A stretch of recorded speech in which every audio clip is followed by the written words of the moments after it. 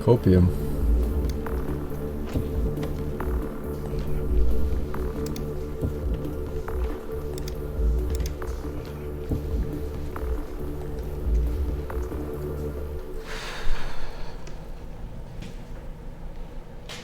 Hello Dragons, my name is Lee Wood, and I am the Managing Director of Car Doctor, a motoring business with a difference, a unique difference. I'm looking for investment today of £150,000, and in return for that we're prepared to give a stake of 15%. You probably are all aware of companies such as NHS Direct and PC Line, both of whom offer help and advice to the general public on health matters and computer problems. My company, which I believe is the first and will be the best, is being designed Bad-chest woman, Forsen is female. Bad-chest woman, Forsen is female. Bad-chest woman, Forsen is female. Bad-chest woman, XQC-BZ, oh no. I mean Forsen is female. The same way as you phone a solicitor or you phone an accountant or anything like that, you pay for the advice you're given. There isn't anyone that's doing that, and I don't see any reason why there shouldn't be someone doing it, and that person should be me and my company. My tools used to be spanners and sockets and screwdrivers. Now it's mobile phones, laptops and other electronic equipment, and I highly recommend it to you. Thank you. What is it selling? Garage owner Lee Wood is asking for a £150,000 investment in Car Doctor, a premium rate helpline for motorists who've got problems with their vehicles. Lee, I'm Duncan. Hello. Car Doctor. Okay. I don't get it, Lee. Okay. So let's just try a little bit of role playing, because I'm not really sure what happens. That is a common perception. People think, how can you fix my car by remote control? Okay, so let's do it. Yes. I've got a Ford Escort. It started missing the third cylinder. That's What quite can you do? right. First of all, that's quite specific information, so I'm going to assume that you've been told that, or is that something you actually know? Let's just say I know it's missing in the third cylinder. Okay. I would say, do you have any knowledge about working on cars? No. So we would then say, do you know a garage that you can go to and just ask them? Yeah, should I take it to the garage? No, yes, but the difference is if you took it to a garage, there is a risk, which is what happens, that you take it there and they say you need a new engine, sir. But wait a minute. I've just rang you, and you've told me to take it to the garage. You haven't let me finish. Okay. Don't mind. With all due respects. Okay. I would tell you to take it to the garage, or one of my advisors would tell you to take it to the garage, and give you specific questions to ask the garage. Excuse me, at this point, I've definitely said, can you speak to the man at garage, please? Yes, absolutely. No problem. We have no problem about speaking to the man, because then we speak his language. I can see what you're saying, because you're a bit confused about the information you're being given. We have no problem about phoning the garage. We've had 38 people who have phoned us up about different problems, and it's Brom cars that are... I could do a few. If somebody rang me and said, my tyre's flat, I would say, it's got a puncture, £1.50. Yes, but you're really trivialising it. We're not talking about people who would phone us up saying a tyre's flat. We're talking about people who are facing big bills with uncertain information. The problem I just gave you was fairly simple.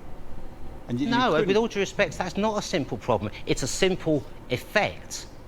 It's not a simple cause. It's not simple to diagnose. And the biggest problem... No, it's not simple to diagnose. That's the problem. No, it's not. Anything that's difficult to diagnose, you can't diagnose on the telephone. So tell me a problem you can diagnose on the telephone. I'll give you an example of people that have come to us and thrown problems at us that have asked Shall I do it? Because I know nothing at all about cars. I got a funny knocking sound at the back of the car. Right. My personal view if we speak to you and you say, I know nothing about cars, I'm in a rush, I want to get this fixed, I would actually suggest that the best, most cost-effective method for you would actually to take it for an MOT, because they will check every aspect of your suspension on an MOT. We've asked you 2 questions, and both of them you've either referred us to a garage or to go and get an MOT done. But we don't come to you. We're an advice line. Lee is failing to explain the advantages of Car Doctor. Deborah Meaden is struggling to see the benefit of the service. Duncan Bannatyne has heard enough. Lee, you haven't convinced me at all that you can in any way help me to solve my problem.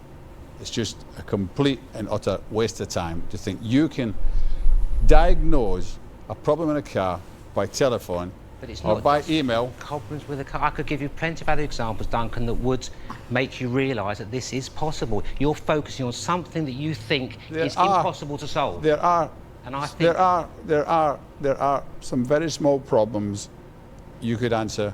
You no, could there solve. are some very big problems we There are can solve, some. and we have there's done. a small percentage of problems in cars could be resolved in a Swift. A very small percentage. So you're never going to make any money whatsoever. I'm not with you. I'm not riding in this car, mate. I'm out of it. I'm gone. I'm out. Duncan Bannatyne is out.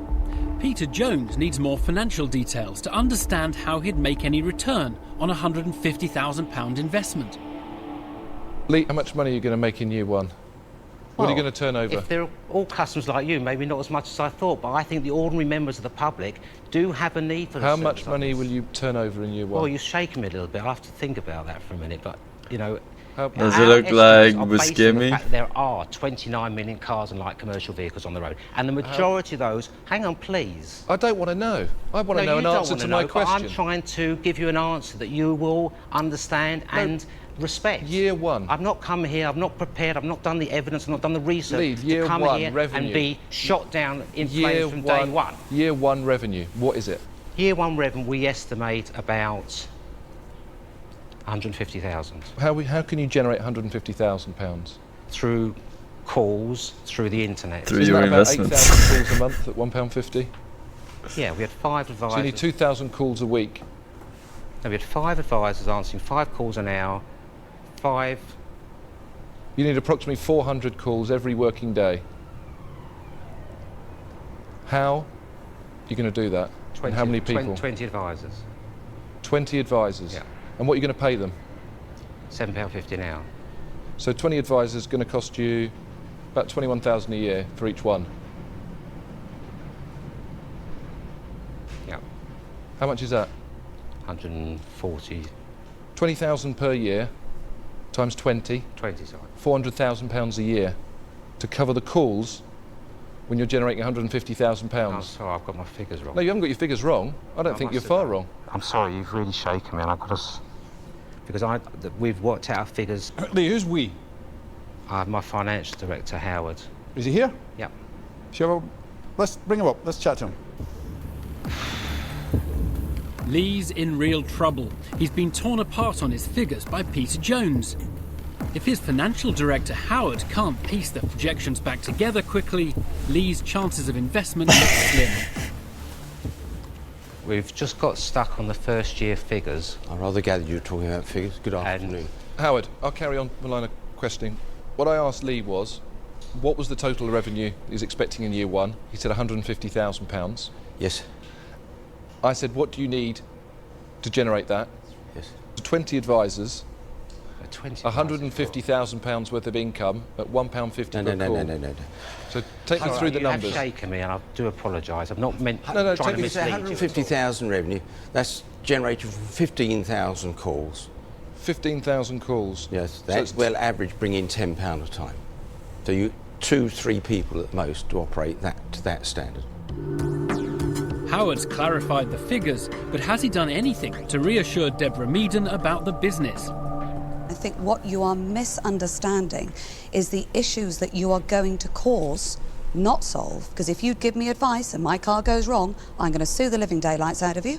So you should be sending me to the garage. Depends what the And problem the is. argument that is going to go on between my garage, who tells me that that's what's wrong with the car, and you on the telephone, who's never even looked at the car, diagnosing something else, Nice clickbait it's not going to title. work. And I'm afraid I'm out.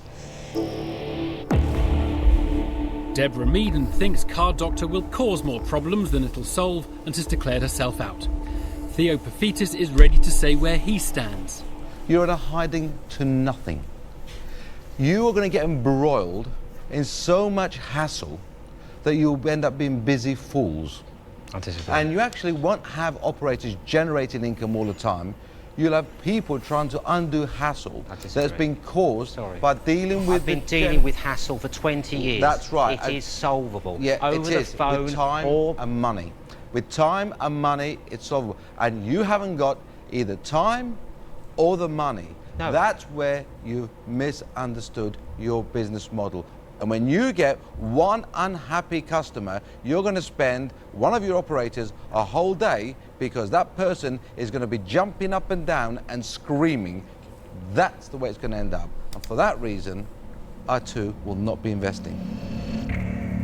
Lee's chances of securing £150,000. Yeah, he's not getting it. He's not getting anything for that.